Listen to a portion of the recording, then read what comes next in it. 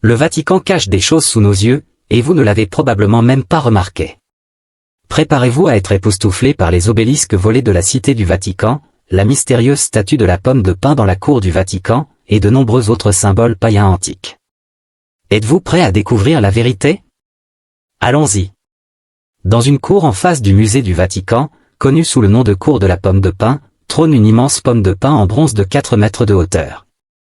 Officiellement appelée Fontana della Pigna, cette pomme de pin faisait à l'origine partie d'une fontaine romaine. Elle se trouvait autrefois près du temple d'Isis, près du Panthéon. Au Moyen Âge, elle a été déplacée pour être exposée dans la cour de l'ancienne basilique Saint-Pierre. Cependant, en 1608, elle a été déplacée une seconde fois à son emplacement actuel. Pour quiconque visite la cité du Vatican, la Fontana della Pigna figure probablement sur leur itinéraire, mais connaissent-ils vraiment l'histoire derrière cette mystérieuse pomme de pin? Au cœur du cerveau humain se trouve une petite glande mystérieuse qui fascine les gens depuis des siècles, la glande pinéale. Cette petite glande en forme de pomme de pin, située près du centre du cerveau, est également liée depuis longtemps à des symboles dieux sacrés et de pommes de pin dans les cultures anciennes. Mais pourquoi cette petite glande est-elle si importante? La glande pinéale, aussi appelée corps pinéal, se trouve chez la plupart des vertébrés et est souvent qualifiée de récepteur photodégénéré ou d'œil vestigial. Malgré sa petite taille, elle est facilement visible sur les radiographies modernes en raison de son taux élevé de calcification. Les scientifiques ont commencé seulement récemment à découvrir son rôle biologique, mais son intrigue remonte à des millénaires. Nommée d'après sa ressemblance avec une pomme de pin, la glande pinéale a inspiré de nombreux symboles culturels. Dans les temps anciens, la pomme de pin était vue comme le fruit de l'arbre toujours vert, symbolisant la vie éternelle. Sa forme en faisait également un symbole phallique représentant la création de la vie. Mais comment tout cela se relie-t-il à la glande pinéale? Les civilisations anciennes du monde entier ont intégré l'imagerie de la pomme de pin dans leur art et leurs rituels. En Assyrie, des génies zélés tenaient souvent des sceaux et des pommes de pin dans des reliefs palatins. Certaines de ces images se trouvent au palais de Sargon II à Durcharuquin, datant de 713 à 716 avant Jésus-Christ. Ces figures utilisaient des pommes de pin dans des rituels de purification ou de fertilisation, soulignant leur importance sacrée. En Égypte, le sceptre d'Osiris, datant d'environ 1224 avant Jésus-Christ, présente 2 serpents s'entrelacent jusqu'à une pomme de pin au sommet. Certains chercheurs relient ces serpents au concept hindou de l'énergie Kundalini. La pomme de pin symbolisait probablement la glande pinéale ou un chakra connu sous le nom de troisième œil. Même les Grecs et les Romains se sont intéressés à la pomme de pin. Dionysos, connu des Romains sous le nom de Bacchus, portait souvent un thyrse, un bâton orné de feuilles de vigne et surmonté d'une pomme de pin. Ce bâton était utilisé dans les rituels mystiques, soulignant l'importance spirituelle de la pomme de pin. Les Romains sont allés plus loin en construisant une massive statue en bronze de pomme de pin, qui, comme vous le savez maintenant, se trouve devant le Vatican aujourd'hui. Alors, quel est le lien entre la pomme de pin et la glande pinéale? Beaucoup croient que la glande pinéale est liée au concept du troisième œil, représentant la perspicacité spirituelle et la conscience supérieure.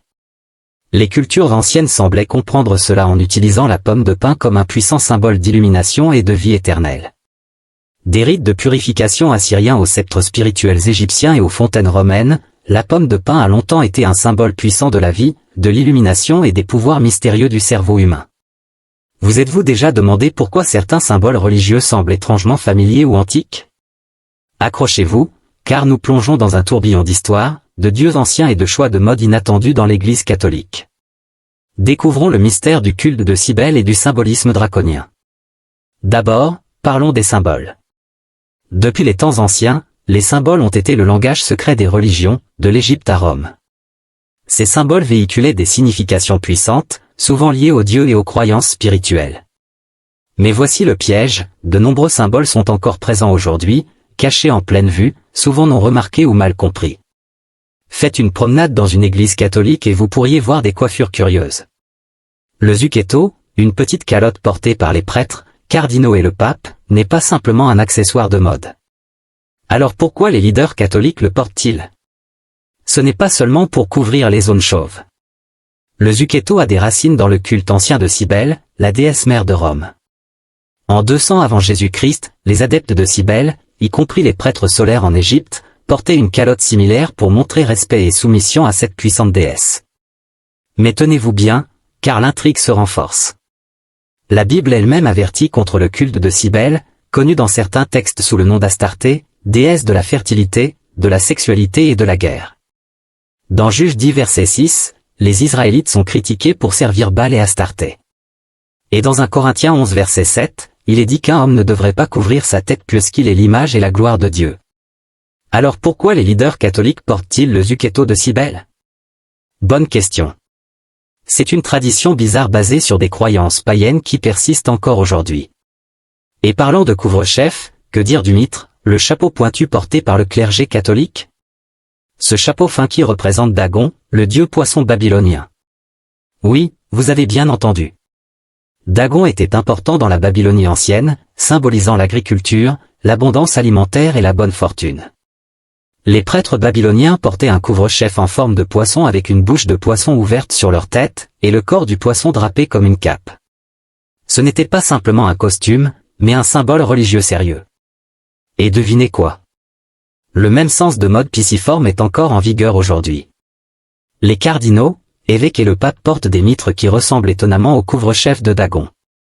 Vous pouvez même voir le pape François Ier arborer ce symbole ancien. Selon Jérémie 1 verset 16, Dieu a averti les Juifs contre le culte des dieux babyloniens.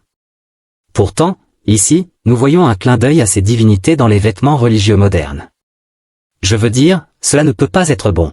Alors pourquoi ces anciens symboles persistent-ils dans l'Église catholique? Est-ce un hommage à la tradition, un message caché, ou quelque chose d'autre?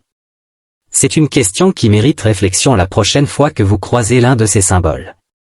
Vous voulez savoir comment nous sommes passés d'une histoire de résurrection à des lapins et des œufs pour Pâques? Vous êtes bien servis. Ça n'a pas beaucoup de sens quand on y pense. Je veux dire, quel rapport entre les lapins et Jésus? Et puis les lapins ne pondent pas d'œufs, alors comment se retrouvent-ils dans cette histoire?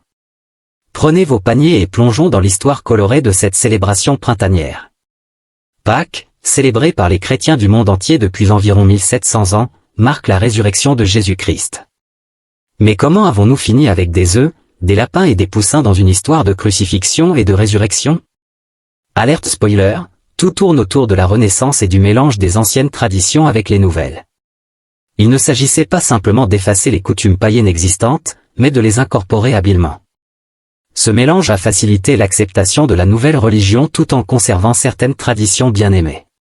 Pensez Y comme un smoothie culturel, mélangeant l'ancien et le nouveau pour une saveur que tout le monde pouvait apprécier. Prenez le nom de Pâques, par exemple. Avez-vous déjà entendu parler d'Éostre, la déesse anglo-saxonne du printemps? Non? Vous n'êtes pas seul. Selon le vénérable Bède, un moine anglais du 8e siècle, le mois d'avril s'appelait autrefois Austermonate ou mois d'Éostre, nommé d'après Éostre. Pendant ce mois, les gens célébraient avec des festins en son honneur. Cette déesse du printemps symbolisait les nouveaux commencements, tout comme les thèmes de résurrection et de renaissance dans le christianisme. Maintenant, qu'en est-il des œufs? Les œufs ont été un symbole de nouvelle vie dans diverses cultures. Les Perses anciens offraient des œufs décorés comme cadeaux pendant l'équinoxe de printemps, marquant le début de l'année.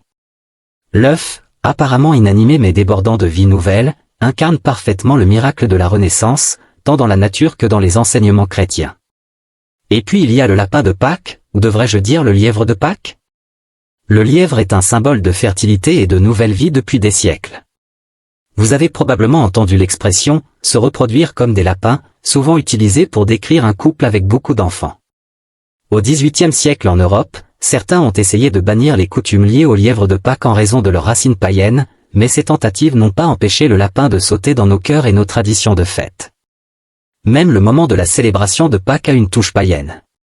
Au lieu de tomber à une date fixe, Pâques est célébré le dimanche suivant la première pleine lune après l'équinoxe de printemps.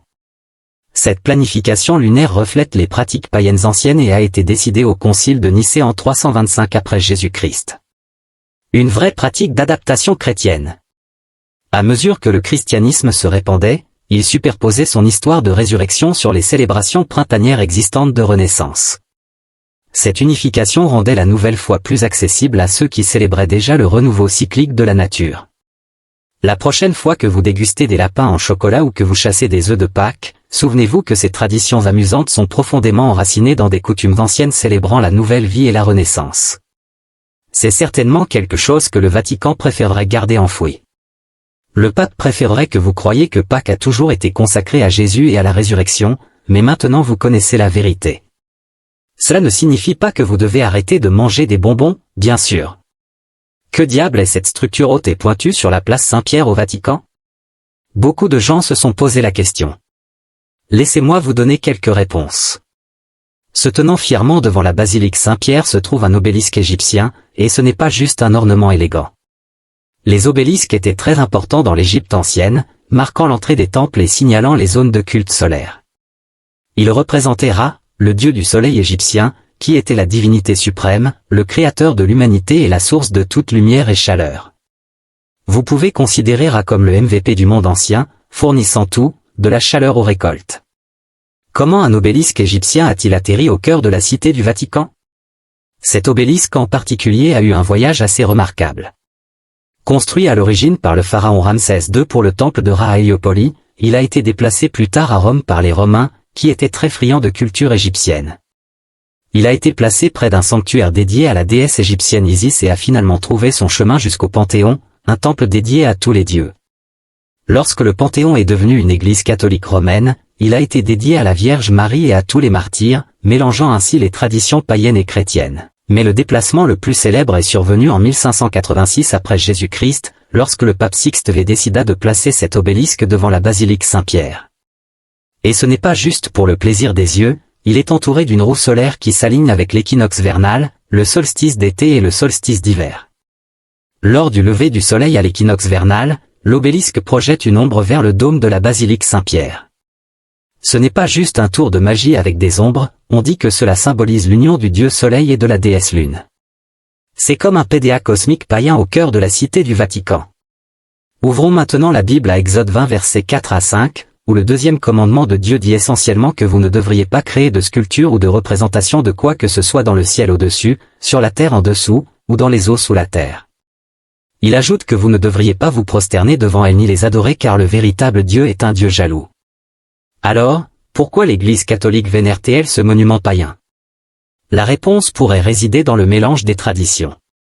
Alors que le christianisme se répandait, il incorporait souvent les coutumes locales pour rendre la nouvelle foi plus relatable. L'obélisque, autrefois symbole du dieu soleil égyptien Ra, est devenu une partie du paysage chrétien. Cela symbolise peut-être l'acceptation par l'Église de toute l'histoire et la continuité du culte, bien qu'avec un focus différent. L'obélisque imposant sur la place Saint-Pierre est un monument qui relie le culte ancien du soleil à la foi moderne, projetant des ombres et des questions à parts égales. Pourquoi l'Église le vénère-t-elle? Peut-être parce que l'histoire, comme le soleil, trouve toujours un moyen de percer. Une fois que l'on commence à remarquer les symboles autour de soi, c'est comme trouver des œufs de Pâques cachés dans un jeu vidéo, ils apparaissent partout. Prenons le pan, par exemple. La réalisation de son importance se fait souvent aux visiteurs du Vatican. Beaucoup sont ravis de photographier la célèbre statue géante de la pomme de pin et la sculpture du monde dans la cour de la pomme de pin. Cependant, ce qui ressort vraiment, ce sont les deux majestueux pans de chaque côté de la pomme de pin. La pomme de pin elle-même n'est pas une simple décoration de jardin, comme mentionné précédemment, elle symbolise la glande pinéale, souvent appelée le troisième œil ou chakra. Cet œil mystique tout voyant est lié à l'atteinte d'une conscience supérieure et à devenir le créateur. C'est assez profond pour un ornement de cour, mais les pans ont également une signification importante dans l'Église catholique. Le pan représente l'immortalité et la résurrection. Selon la légende, la chair du pan ne se décompose pas après la mort, et lorsqu'il perd ses plumes, de nouvelles poussent, encore plus vibrantes. C'est pourquoi les plumes de pan sont utilisées pour décorer les églises autour de Pâques, reflétant la résurrection de Jésus-Christ. Ces plumes sont également présentes dans l'art et l'iconographie liée à la mort et à la Renaissance. Mais le symbolisme du pan va encore plus loin. Dans la mythologie musulmane, le pan garde les portes du paradis. Cependant, c'est aussi la créature qui a conduit Satan dans le jardin d'Éden pour tenter Ève. Dans la Grèce antique, le pan est lié à Argos, un monstre aux centieux représentant l'œil tout-voyant. Ce concept se rattache à l'Europe médiévale, où les plumes de pan étaient considérées comme de la malchance. Ce concept d'œil tout-voyant et maléfique se connecte au troisième œil chakra, représenté par la pomme de pin. Ainsi, la présence des pans près de la pomme de pin au Vatican signifie la dualité, chance et malchance, conscience supérieure et inconscient. Le pan a également des racines profondes dans d'autres cultures. Dans la mythologie égyptienne, il est associé aux dieux solaires Amen-Ra et Horus, qui sont tués et ressuscités. Dans la mythologie hindoue, le pan est lié à la déesse Saraswati, qui représente la connaissance et la vérité. Cependant, ici, le pan symbolise l'imprévisibilité et les sautes d'humeur. Le philosophe hermétique Heinrich Kratt a appelé le pan l'âme du monde, symbolisant le pouvoir de la nature pour engendrer la vie. Le psychanalyste Carl Jung a également vu le pan comme un symbole du soi, renouvelant ses plumes chaque année, comme la nature elle-même. Ainsi, les deux pans près de la pomme de pin représentent la dualité de la conscience, nous rappelant que les pensées positives et négatives créent la réalité, qu'elle soit bonne ou mauvaise. Malgré sa beauté, le pan est aussi un symbole d'orgueil, l'un des 7 péchés capitaux. Cependant, ce sentiment d'accomplissement peut être à double tranchant, incitant à se réjouir de ses réussites sans chercher une reconnaissance excessive. Les pans mangent également des serpents venimeux, représentant la conquête des démons intérieurs. Vaincre ces démons élève la conscience et transforme l'énergie, et apprendre à le faire peut mener à un état de conscience plus élevé. C'est certainement quelque chose à méditer la prochaine fois que vous voyez un pan, et surtout si vous voyez les pans dans la cour de la pomme de pin au Vatican. Le rituel du Nouvel An au Vatican est également rempli de symbolisme et d'histoire. En fait, la manière dont le Nouvel An est célébré dans cette enceinte sacrée reflète une fusion d'anciennes traditions et de croyances chrétiennes. Dans les traditions païennes, le Nouvel An était souvent associé à des rituels pour chasser les mauvais esprits et attirer la bonne fortune. Ces rites étaient imprégnés de la croyance que les nouvelles années apportaient des opportunités de renouveau et de purification. Les célébrations du Nouvel An au Vatican, tout en étant profondément chrétiennes, conservent des traces de ces traditions anciennes. Par exemple, le pape donne traditionnellement une bénédiction spéciale à la fin de l'année, une cérémonie remplie de prières et de rites qui vise à purger l'année écoulée de ses péchés et à inviter la bénédiction divine pour l'année à venir. Cette cérémonie est une manière de faire le pont entre le passé et le futur, d'éliminer les influences négatives et de célébrer le début d'un nouveau cycle. Un autre aspect fascinant du Nouvel An au Vatican est l'influence de la tradition romaine antique sur les pratiques chrétiennes modernes. Dans la Rome ancienne, le Nouvel An était marqué par des fêtes et des rituels visant à honorer les dieux et à assurer une année prospère. Ces coutumes ont été adaptées et intégrées dans les célébrations chrétiennes, créant une continuité entre les croyances anciennes et les pratiques religieuses actuelles. Cela montre comment les traditions peuvent évoluer et se transformer tout en conservant des éléments de leur origine. En fin de compte, le rituel du Nouvel An au Vatican est un reflet de la manière dont les croyances et les pratiques peuvent se mélanger et s'adapter au fil du temps.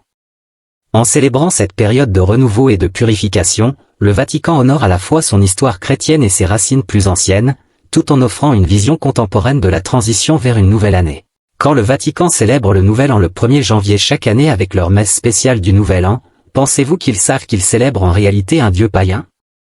Parlons des origines fascinantes de nos célébrations du Nouvel An, qui remontent à un ancien dieu romain nommé Janus.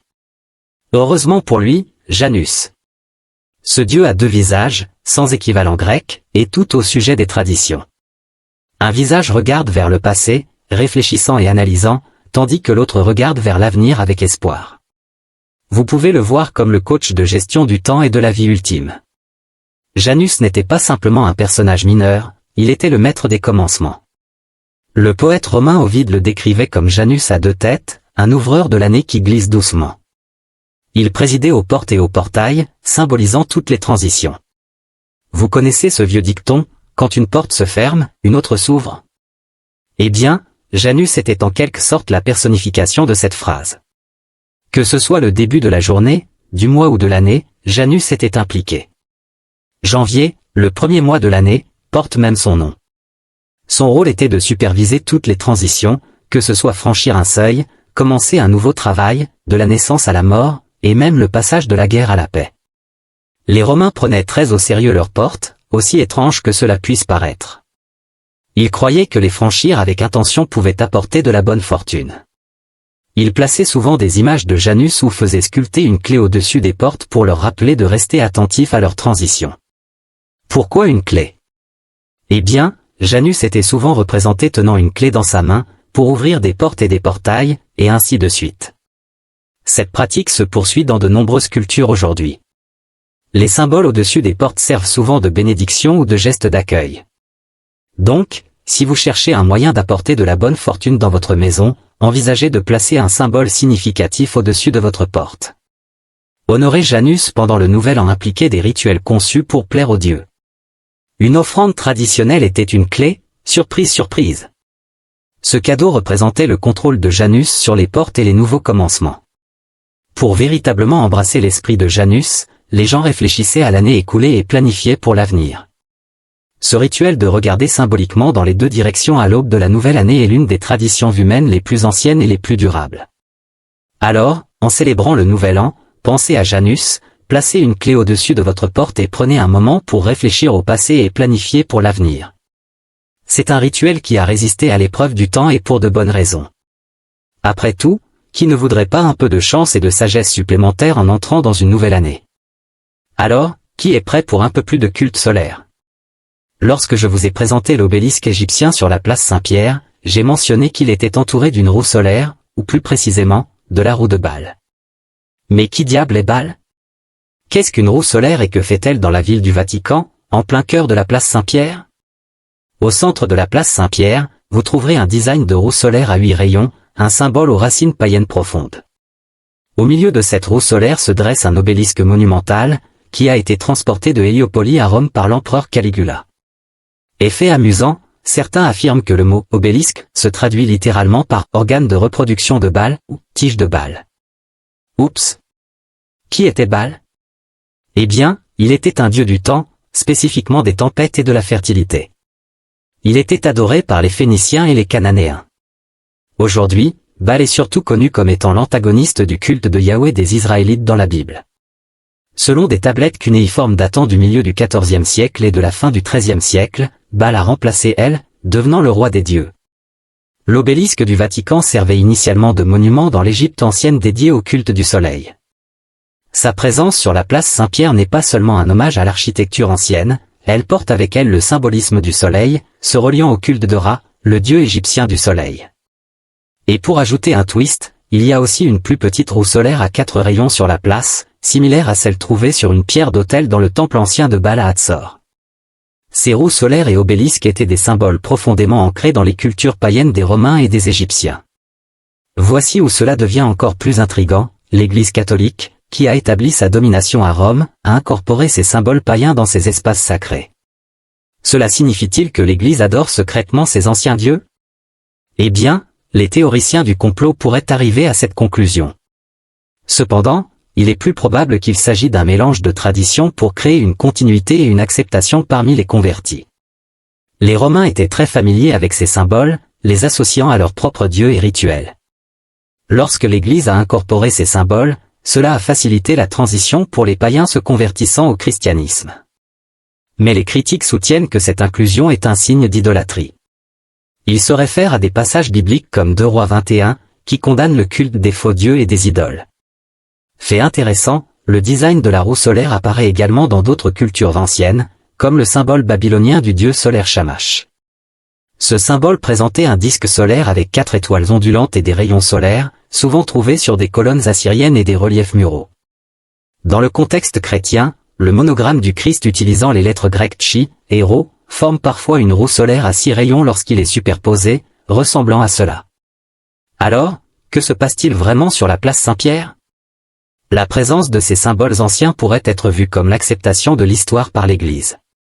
Cela pourrait être une tentative de tisser ensemble des fils culturels divers en une seule tapisserie, ou peut-être que ce sont juste des designs anciens qui ont l'air vraiment cool et ajoutent une couche de mystère à l'expérience religieuse moderne. Mais les symboles portent souvent les significations que nous leur assignons. Donc, que ce soit la roue solaire, l'obélisque ou tout autre motif ancien, leur signification évolue avec le temps et l'interprétation. L'étoile à 6 branches, également connue sous le nom de hexagramme, est souvent associée au rituel satanique et à la magie noire. Alors, que fait-elle dans le domaine du catholicisme? Tout d'abord, clarifions ce qu'est réellement le hexagramme. Cette étoile à 6 branches est un symbole puissant depuis des siècles, utilisé par les Babyloniens, les Égyptiens et les Assyriens anciens. Ces cultures étaient connues pour pratiquer des rites que certains prétendent être consacrés au culte de Satan. Helena Blavatsky, la fondatrice de la Société théosophique, a écrit célèbrement que Lucifer est le véritable Dieu. Elle a également inclus le hexagramme dans l'emblème de sa société. Parler de se tourner vers le côté obscur. Mais ce n'est pas tout, les satanistes, les lucifériens, les astrologues et les sorcières ont tous utilisé le hexagramme pour invoquer des pouvoirs démoniaques. Le nombre 6 est central pour ce symbole, 6 points, 6 triangles et un hexagone à 6 côtés, qui équivaut numériquement à 666, le fameux nombre de la bête. Maintenant, voici où cela devient intéressant. Beaucoup de chrétiens connaissent ce symbole comme l'étoile de David, mais les historiens soutiennent que le roi David n'a jamais utilisé d'étoile. Le nom semble agréable et innocent, mais c'est un peu de détournement historique. En réalité, c'est le roi Salomon, le fils de David, qui s'adonnait à la sorcellerie, à la magie et au culte d'idoles. Il utilisait le hexagramme dans des rituels dédiés à des divinités comme Astarté et Moloch. Dans la Bible, Étienne accuse les dirigeants juifs en disant « Vous avez pris la tente de Moloch et l'étoile de votre dieu Réphan, les figures que vous vous êtes faites pour les adorer » Acte 7 verset 43. Cette accusation suggère que le hexagramme avait des associations sombres bien avant de devenir connu comme l'étoile de David. Alors pourquoi l'Église catholique utilise-t-elle ce symbole apparemment satanique? Cette étoile à 6 branches peut être vue plusieurs fois sur le sol du musée du Vatican et a été présentée sur la mitre du pape par le passé. Mais est-ce un signe d'alliance caché ou simplement un vestige mal compris de l'histoire? Peut-être que l'Église l'a adapté pour connecter différentes cultures ou c'est juste un autre symbole ancien ajouté à ses nombreuses traditions. Ou peut-être que le pape adore Satan pendant son temps libre. C'est probablement pas la dernière option, mais qui sait vraiment? Saturnale devient Noël. Comment un festival romain tumultueux s'est-il transformé en la fête chaleureuse de l'échange de cadeaux que nous connaissons sous le nom de Noël? Pour répondre à cette question, nous devons remonter à l'Antiquité romaine. Préparez-vous à découvrir comment Saturnale s'est métamorphosée en l'une des fêtes les plus célébrées au monde. Ce n'est certainement pas quelque chose que le Vatican veut que les gens sachent. Si vous n'avez jamais entendu parler des Saturnales auparavant, ne vous inquiétez pas, vous n'êtes pas seul, et c'est fait exprès. Saturnale était célébré en l'honneur du dieu romain Saturne. C'était un festival qui mettait l'ambiance à Rome antique. En ce jour spécial, certains rôles étaient inversés, esclaves et maîtres dînaient ensemble, tout le monde portait des vêtements colorés au lieu des toges, et les jeux de hasard étaient encouragés.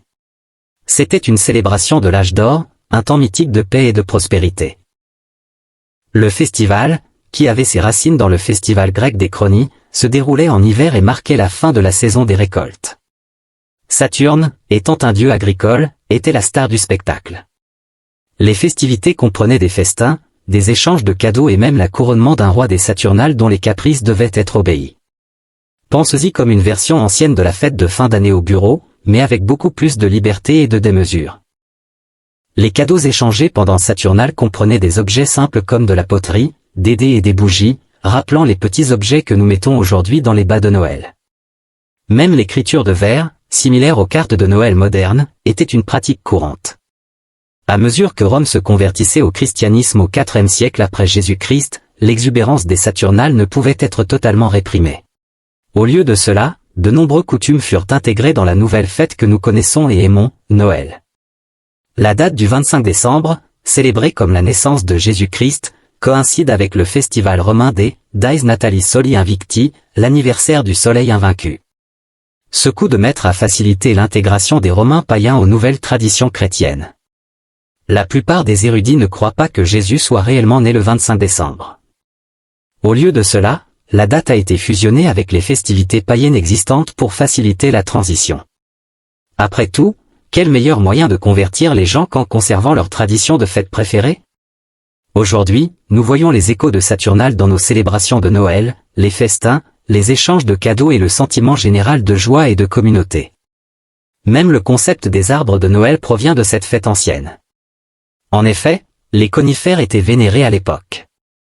Les Romains ne ramenaient pas les arbres à l'intérieur, mais ils les décoraient avec des symboles solaires et des étoiles, ce qui devrait vous sembler extrêmement familier. En Scandinavie, cependant, lorsque Saturnale s'y répandit, les gens apportaient des conifères dans leur maison pendant le solstice d'hiver pour chasser le diable.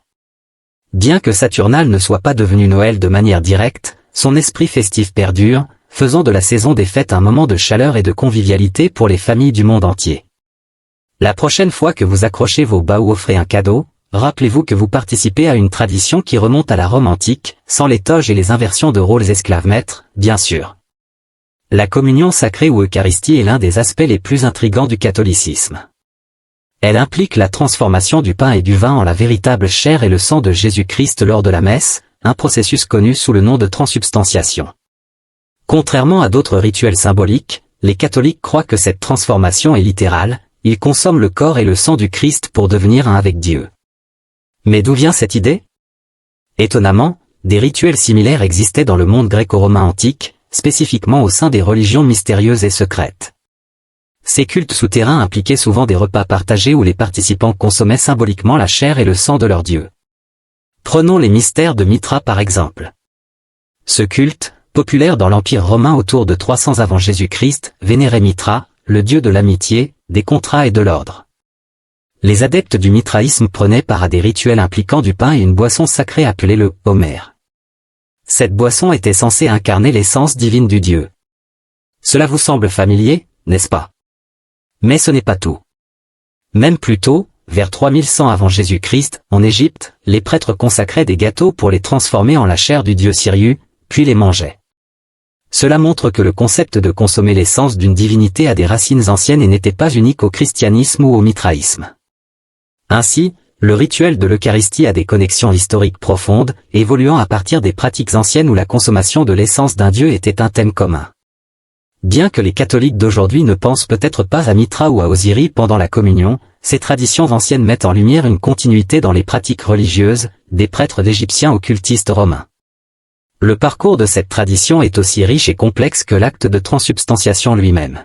En 2012, des archéologues du Vatican ont dévoilé le tombeau magnifiquement restauré de la famille Aurélie, nous offrant un aperçu fascinant de la manière dont l'art chrétien a évolué depuis la Rome païenne. Ce tombeau du IIIe siècle, découvert en 1919 sous ce qui est maintenant un showroom de voitures à Rome, révélait un mélange de symboles religieux de l'époque. Les murs du tombeau sont couverts de peintures mélangeant des symboles païens, chrétiens et gnostiques. Monsignor Giovanni Caru a déclaré que ces images marquaient le début du passage de Rome des divers cultes païens et croyances juives au christianisme.